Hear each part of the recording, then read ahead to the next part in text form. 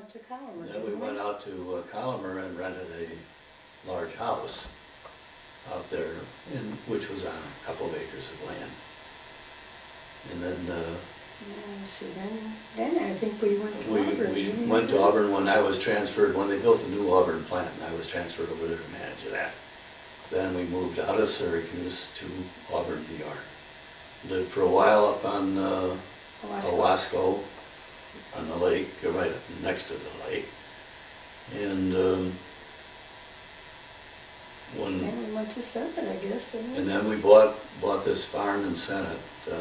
Well, we had 10 acres, wasn't it? Mm-hmm. About what year was that? Because that's the house that I think my mom considers home and probably hadn't got to. I would think so, yeah. Yeah.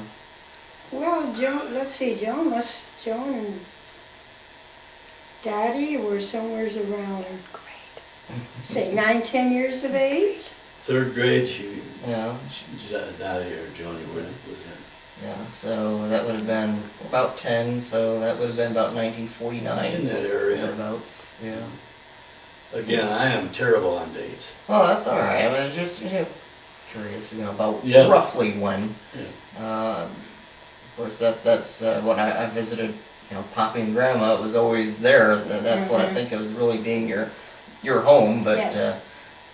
and that's where you did most of your child rearing. You lived there for quite a few years. Yes, we did. Until about 1972 or so when you moved to Florida. 71, I think, Yeah. I came to Florida, I believe.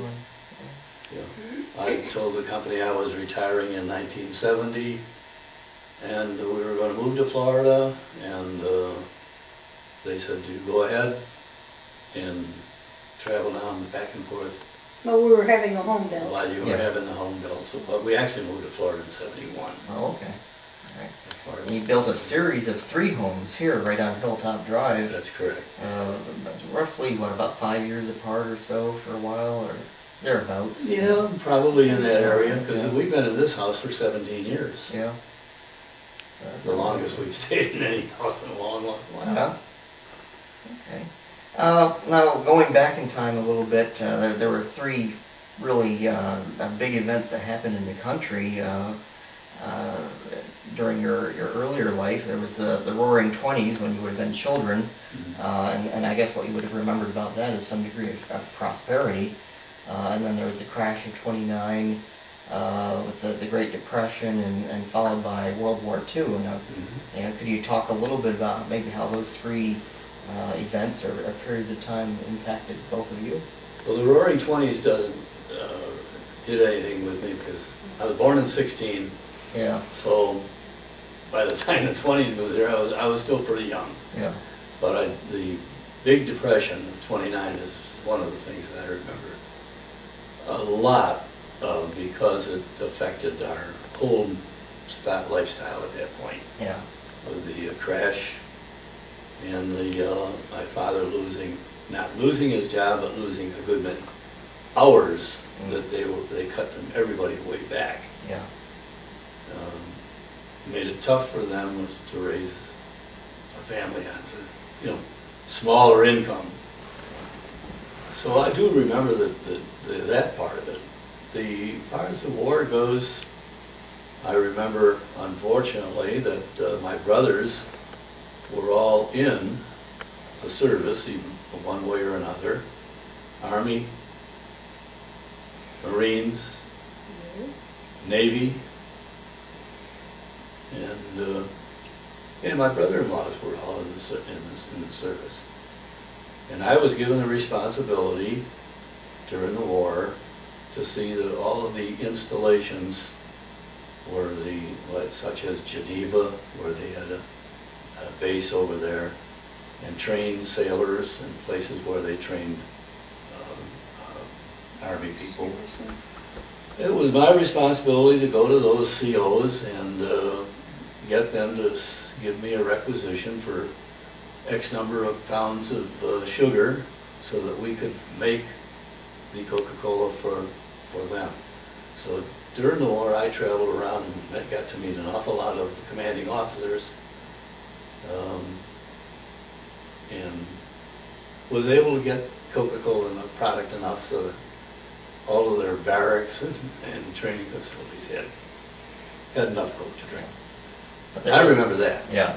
And I know Grandma, you said that there was always the worry that he might be called up, and Oh, yeah, yes, just every day you Yes. had to wonder how if you were going to get that notice. that's true. Yeah. And I wasn't alone. There Yeah. were many women feeling the same way every time you went to the mailbox, was that notice, you Yeah. know, in there.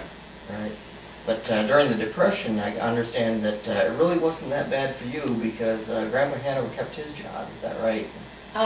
Both Both kept their of jobs. them Yeah. worked. Yeah, that's right. So, And they both were able to keep working. Yes, it really didn't affect me. Yeah. Well, that's good. Yeah. All right. Any particularly happy memories that you've got? You know, maybe riding the horses on the farm, or Oh, yes, That was fun. for sure. yeah, because he had two horses, Dictator and Pell. Pal and I. Yeah. That's later. We used to go rent horses to ride them. Uh, I wonder, yeah. And of course, I had horses as a kid. mhm. Yeah, when I was 13 or 14 years old, I had my first horse out in Collimer. And I got a picture of it somewhere. I don't know. Yes. But she was a nice horse. Rod. Yeah, good saddle horse. But we used to rent horses every Sunday. Yeah. We would go to the place on, was it Indian Reservation, was it, or something? It was. We rode the reservation. Okay, that's That's where where we the used to horses ride, yeah. were. We enjoy horseback Yeah. riding. But we've had many happy times together, and we've traveled so much together. Right. We both enjoy that, which is good. That's right. You're really big into your motor coach club, and you've been into that for quite a long time. Yeah. And you were you moved up in the Shriners and were what president of, I don't know what the term is. They have some pretty grandiose terms for Yeah. some of their leadership positions in the Right. Shriners. I have been quote unquote leader, Mhm. whatever you want to call it, in most of the organizations that I've been The in. Masons. Yes, Masonic. I've been in that 32nd degree Mason, been a Shriner, president of of our Shrine Club, and I was in the Jesters and became director, which is the same as president of those. That's a group of 32nd degree Masons or Shriners that have gone beyond that, went into the Jesters. And in civic organizations over the years, I've been president of the Chamber of Commerce in Auburn. I was chairman of the advisory board of the Salvation Army. And I was a member of the board of directors of the Goodwill. I was vice president of the Greater Syracuse Chamber of Commerce. And president of the Grocery Manufacturers Representatives, president of the, what did you mention? GMR Restaurant. Groceries, Grocery manufacturers. Restaurant Association, You got that one. and, yeah, I can't You remember. must have known everybody in Syracuse at that point. The In mayor? Auburn. I can show you paper clippings that Jerry's mother has clipped out of the newspaper, Yeah. and my mother, and we never saved any, Yeah. but they did, and we now have some of them that are Pictures showing. pictures you. showing all of the things over the years, which I'm glad they kept. Difficult times. I know the one that I can think of is when you fell off the ladder and hurt your ankle and your leg. That happened not too very long ago. About 6 years, 5 or 6 years five, ago. 6 years. Broke Yeah. your pelvis. Yeah, So that was not a fun time. that wasn't, and I'm still paying for it. Yeah. The ankle never really completely healed. It still swells up every other day on the thing. Yeah. But I've been fortunate to have lived as many years as I have with as few illnesses that we have had, very, very few. We've been very fortunate. Very, very. Thank the Lord for that. Yep. Yeah. So, if you could offer advice to future generations that might be watching this 50, 100 years hence, what might it be? Well, I think for one thing, I would try to be as honest as I could with everybody. Don't try to, fool somebody. Just be honest with them. And I think probably staying out of debt would be, well, my recommendation. Credit cards are great. We use credit cards, but we pay for it, and we never yet paid a penny interest. Yeah. Because the minute we get the bill, we pay it.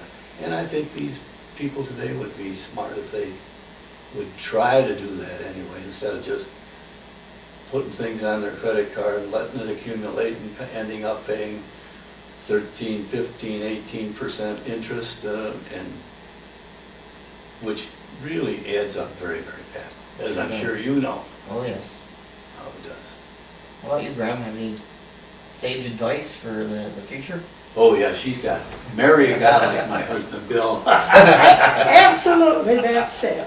Well, I think the people today, when they get married, they want to start off with everything that their mother and fathers have ended up with, and they go in debt so they can have everything. I think that's the wrong way of doing it, and I think you appreciate things more if you have to wait until you can afford to get them. I think you should be true to your spouse. That's good. That's good. If you have an argument, make it up before you go to bed at night. So you get up next morning, why start all over again. Yeah.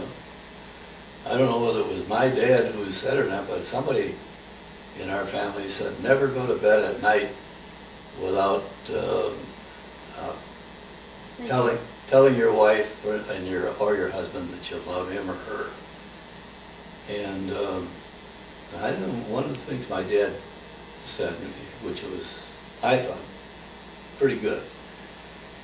He used to say, Bill, go to bed at night knowing a little bit more than you did when you woke up this morning. I think that was good advice. I think so too.